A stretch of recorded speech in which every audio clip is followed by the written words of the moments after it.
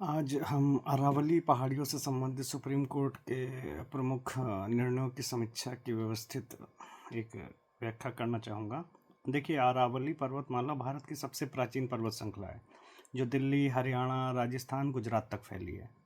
पर्यावरण संरक्षण की दृष्टि से सुप्रीम कोर्ट ने समय समय पर इसके ऐतिहासिक संरक्षण हेतु कई ऐतिहासिक निर्णय दिए हैं। इनकी बारे में थोड़ा जानते हैं।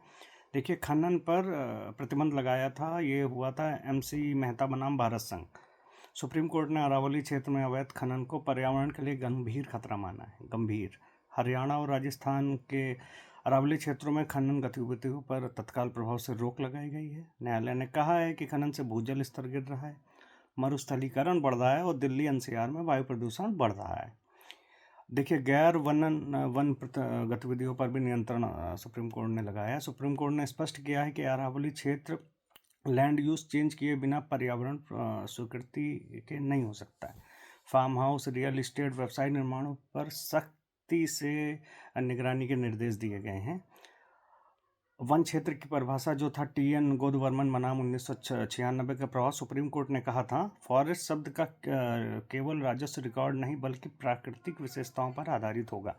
इसका प्रभाव यह हुआ कि अरावली की कई पहाड़ियाँ जो रिकॉर्ड में नहीं है वह भी वन मानी गई हैं। उन पर संरक्षण कानून लागू हुआ है। दिल्ली NCR में अरावली का संरक्षण, कोर्ट ने माना है कि अरावली जो कि है वो दिल्ली को मरुस्थल बनने से रोकती है, प्रदूषण नियंत्रण में एक प्राकृतिक ढाल है। हरियाणा सरकार को सख्त सुप्रीम कोर्ट ने निर्देश दिया था कि अरावली क्षेत्र में कंस्ट्रक्शन और माइनिंग पर तत्काल प्रभाव से रोक सुनिश्चित करें और अतिक्रमण हटाएं। 2018-19 के आदेश थे जो सख्त रुख था। सुप्रीम कोर्ट ने केंद्र और राज्य सरकारों को बहुत फटकार लगाई थी कि वो अरावली के संरक्षण पर गंभीर नहीं है। अब अरावली का एक डिमार्केशन किया जाए, संरक्षण हेतु ठोस कार्य योजना बनाई जाए। और इसमें सुप्रीम कोर्ट ने अरावली में निम्न सिद्धांत स्थापित किए हैं। पहला है सस्टेनेबल डेवलपमेंट, प्रिकॉशनरी प्रिंसिपल और पॉल्यूटर पेज। पर्यावरण को आर्टिकल 21, जिसको जीवन का अधिकार कहा जाता है, का हिस्सा माना जाएगा।